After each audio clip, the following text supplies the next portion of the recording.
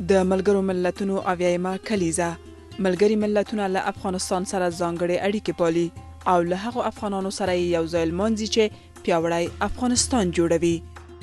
د ما نوم محمد ده، د پغمان ولسوالۍ د ځوانانو ټولنې د ځوانانو نماینده یم. د پغمان د ولسوالۍ د مارکیدان او چونغر د ځوانانو ټولنې رئیس یم.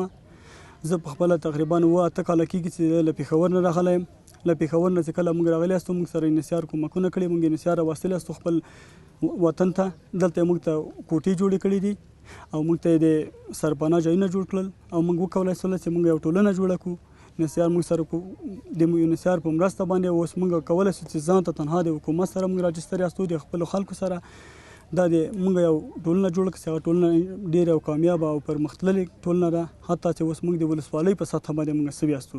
دا د موږ یو د په دویمه بخش کې موږ د مهمه یو په دې لپاره موږ مسوي ټول ولس کې چې موږ ولس خلکو ته د وطن خلکو ته موږ خدمت کړی ده. موږ د خپل ځوانانو ته چې په دې بخش کې موږ د انحصار مکتب راوستلی ده او د مکتب نه موږ ډېر خوشحاله یاستو او دا مکتب یو د افتخار ځای ده او موږ او آخرین ارزو د موږ دغه ده د موږ د حکومت نه د خلکو نه چې د موږ ځوانان د موږ سپینګیري مشران ټول په یو موټی سي، یو اتحاد سي او موږ ځوانان وکولی شو چې خپل آینده جوړه کړو او خپل یو مشر وټاکو. دا د موږ یو ارزو ده.